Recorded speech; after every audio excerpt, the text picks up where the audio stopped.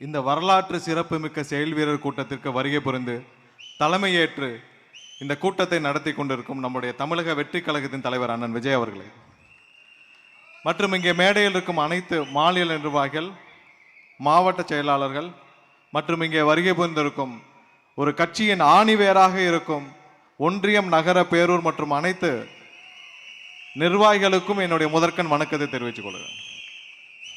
நம்மளுடைய கட்சி தொடங்கப்பட்ட பிறகு சந்திக்க போகும் முதல் தேர்தல், இந்த முதல் தேர்தலுக்கான செயல் வீரர் கூட்டத்திற்கு இது ஒரு வரலாற்று சிறப்புமிக்க கூட்டமாக இருக்கும். எப்படி 77 ஆட்சியை பிடிச்சு ஒரு வரலாற்று சிறப்புமிக்க ஒரு கருணம் அமைஞ்சதோ, அதே மாதிரி 2026 ஆட்சியை மாற்றம் நடக்கப் போகிறது. அதுவும் வரலாற்றில் அடுத்த 100 வருடங்களுக்கு பதிய போகும் ஒரு தேர்தலாக, அந்த தேர்தலுக்கான செயல் வீரர் கூட்டமாக இது இருக்க போகிறது. இந்த தயாரிப்பு பணிகள் கடந்த 4-5 மாதங்களாக நம்ம நடந்துட்டு வருது. இதில் 24,300 கிளைகளை வெற்றிகரமாக ரீஸ்ட்ரக்சரிங் பண்ண ஒரே கட்சி நம்மள தான் இருக்கும்.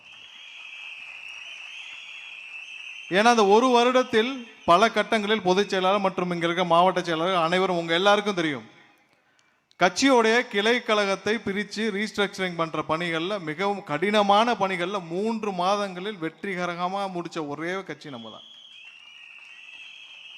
அதில் நிறைய பேர் என்ன இப்போ கிளையை பிரிச்சுட்டோம், அதை உடனே என்னுடைய கிளையை 2ஆக பிரிக்கப்பட்டதுன்னு. கண்டிப்பாக தேர்தல் பணிக்காக நீங்கள் அனைவரும் செய்த பணி இந்த 2026 தேர்தலில் வெற்றிகரமாக எப்படி ரிஃப்ளெக்ட் ஆக போகுதுன்னு பாருங்கள். ஒரு தேர்தலில் ரொம்ப முக்கியமான விஷயம் நம்ம மக்களை எப்படி சந்திக்க போகிறோன்றது தான். நம்ம கட்சிக்கு இருக்கிறதுலே சுலபமான பணி அது ஒன்று தான். ஏன்னா நீங்கள் பல தேர்தல்களில் பார்த்துருப்பீங்க, ஒரு வேட்பாளர் போகிறதுக்கு முன்னாடி அதுக்கு 2 நாளைக்கு முன்னாடியே தயாரிப்பு பணிகள் நடந்துடும். இப்போ உங்களுடைய தெருவில் ஒரு வேட்பாளர் வர்றாருன்னா முதல்ல அந்த கட்சி திமுகவோ அதிமுக அந்த கட்சியை சேர்ந்தவர்கள் போய் நிற்பார்கள். அங்கே இருக்கிற எல்லாரையும் தயார் பண்ணுவார்கள். எந்த வீட்லேயும் வரவேற்பு இருக்காது. நீங்கள் அந்த வீட்டு ஓனர் கதவை திறந்துக்கிறதுக்கு முன்னாடி கோலம் போட்டு வச்சுருப்பாங்க. அங்கே 2 பேர் நின்று அந்த வீட்டு ஓனருக்கு தெரியாமே வரவேற்பு கொடுப்பார்கள். அனைத்தையும் ஒரு செட்டப்பாக, ஒரு நாடகமாக ஒவ்வொரு தெருவிலும் ஒரு வேட்பாளருக்கு வரவேற்பு தயாரிப்புகளையே ஒவ்வொரு கட்சியும் நாடகமாக செய்து வரும். இப்படிதான் இந்த தேர்தலில் இது வரைக்கும் 20-30 ஆண்டுகளாக நம்ம எல்லாம் பார்த்துட்டு வரோம். ஆனால் நீங்கள் களத்திற்கு போறப்ப ஒவ்வொரு வீட்டிலும் உங்களை வாழ்த்தி வரவேற்பார்கள். மற்ற கட்சிக்கெல்லாம் எது கஷ்டமான பணியோ அது ரொம்ப சுலபமான பணியோ அது ஒன்றும் இல்லை, நம்மளுடைய தலைவர் ஒருத்தருக்காக மட்டும்தான். இப்போ மேடையில் எல்லாரும் பேசினாங்க, வியந்து பேசினாங்க. அண்ணன் நாஞ்சில் சம்பத் அவர்கள் பேசினார்கள், அண்ணன் அனைவரும் பேசினார்கள். என்ன சொன்ன ஒரே விஷயம், அனைவருடைய வாழ்நாளிலும் இப்படி ஒரு சூழ்நிலை, இப்படி ஒரு தலைவருக்கு கொடுக்கும் வரவேற்பு நாங்கள் யாரும் பார்த்ததே கிடையாது. இது முற்றிலும் உண்மை. ஏன்னா இது களத்தில் நின்று பணியாற்ற போற, ஏன்னா நீங்க தான் களத்தில் நின்று தேர்தலை நடத்த போறவர்கள் நீங்கள் மட்டும்தான். ஏன்னா மாநிலத்திலேருந்து மாவட்டத்திற்கு இன்ஸ்ட்ரக்ஷன் வரும், மாவட்டத்திலேருந்து ஒன்றிய, நகர, கழக செயலாளர் உங்களுக்கு தான் வரும். நீங்கள் தான் களத்தில் நின்று தேர்தலை சந்தித்து தேர்தலை முடிக்க போறவர்கள் நீங்கள் தான். கட்சியோடைய அடிமட்ட பேஸ் நீங்க தான், செயல் வீரர்கள் நீங்க தான், தேர்தலை சந்திக்க போறீங்க, நீங்க தான் மக்களையும் சந்திக்க போறீங்க. உங்களுக்கு தெரியும் களம் எப்படி இருக்குன்னு. எந்த தயக்கமும் வேண்டாம். நிறைய பேர் என்கிட்ட பேசிட்டு இருக்கப்ப என்னென்ன எப்படி இருக்கும் எந்த தயக்கமும் வேண்டாம். மக்கள் தயாராக இருக்கிறார்கள். சமீபத்தில் ஒருத்தர் பேசிட்டு இருந்தாரு. அப்போ என்கிட்ட கேட்டாரு, எவ்வளவுங்க நீங்க ஓட்டு வாங்குவீங்கன்னு. நான் அவர்கிட்டயே திரும்ப கேட்டேன், எத்தனை ஓட்டு எங்களுக்கு இருக்கும் என்று நீங்கள் நினைக்கிறீர்கள் என்று. அவர் சொன்னாரு, வீட்டுக்கு ஒரு ஓட்டு இருக்கும்னு. சரி, எத்தனை ரேஷன் கார்டு இருக்கு தமிழகத்தில்? 2,25,00,000 ரேஷன் கார்டு இருக்கு, 25 லட்சம் ரேஷன் கார்டு இருக்கு. சரி, ஒரு 25 லட்சத்தை கழிச்சிருங்க, 2 கோடி வீட்டில் ஒரு ஓட்டு விழுந்தால் எவ்வளவுன்னு கேட்டேன். அதுவே 40% கடந்து விட்டது. இன்னைக்கு இருக்கிற சூழ்நிலையிலே 40% நம்ம கடந்து விட்டோம். யாரு?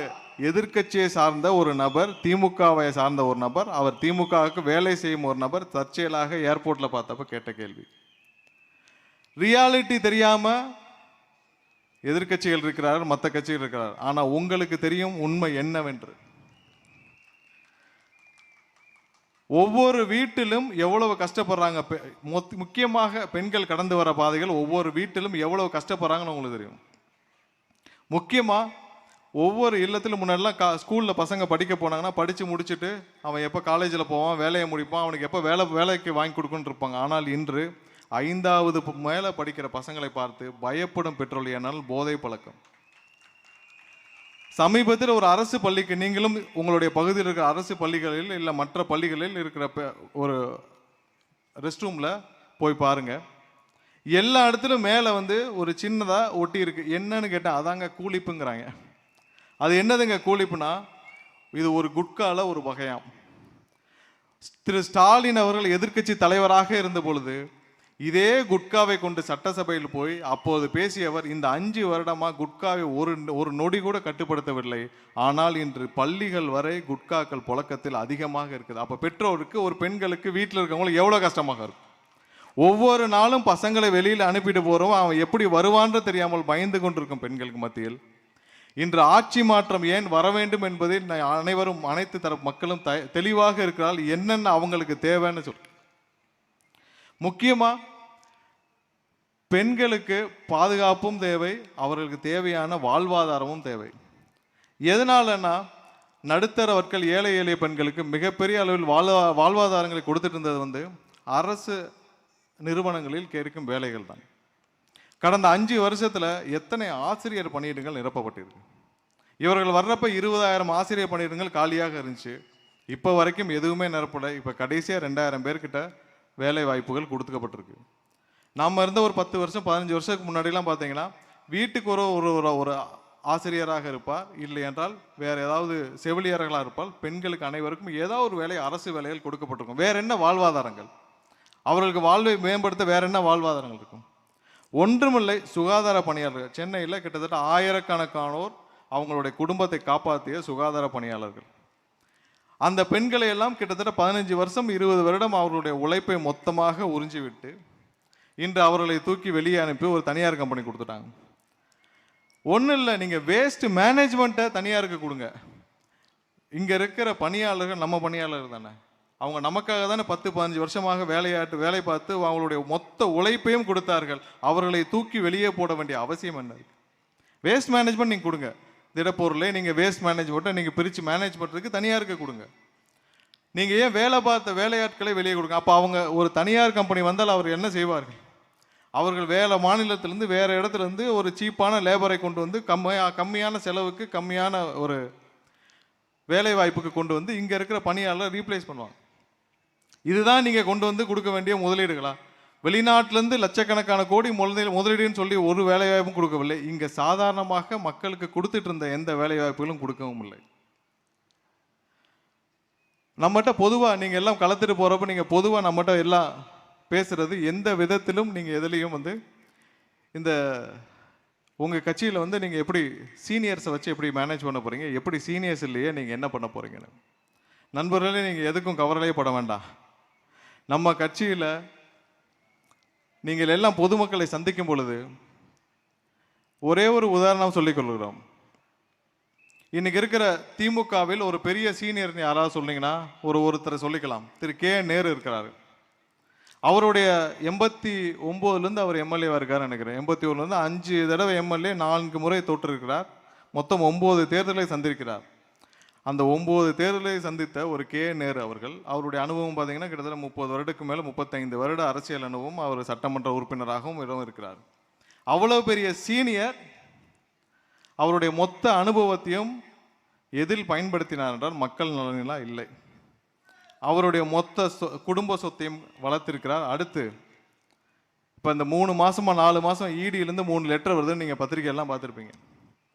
ஏதாவது ஒரு சீனியர் இன்னைக்கு இருக்கிற தமிழக அமைச்சர்களாக இருக்கிறவங்களும் சரி, மற்றவங்களும் சரி, யாராவது ஒருத்தர் மக்கள் நலனை மற்றும் அவங்களுடைய அனுபவத்தை மக்கள் நலனுக்காக செலவு பண்ண ஒருத்தரை சொல்லுங்கள். நீங்கள் களத்திற்கு போகிறப்ப நீங்கள் ஃபேஸ் பண்ணுற முக்கியமான கொஸ்டின் இதாக இருக்கும். மக்களுக்கு தெளிவாக தெரியும் யார் வந்தால் நல்லாட்சி கொடுக்க வேண்டும் என்று மக்களுக்கு தெளிவாக தெரியும். நீங்கள் எந்த விதத்திலும் இதை பற்றி ஒரு நொடி கூட யோசிக்கவே வேண்டாம். நம்ம கிட்ட இருக்கிற ஒரே ஒரு பெரிய விஷயம் என்னன்னா, நம்ம எல்லாருக்கும் இது முதல் தேர்தல். இந்த முதல் தேர்தல் முத்தான தேர்தலாக இருக்கும்.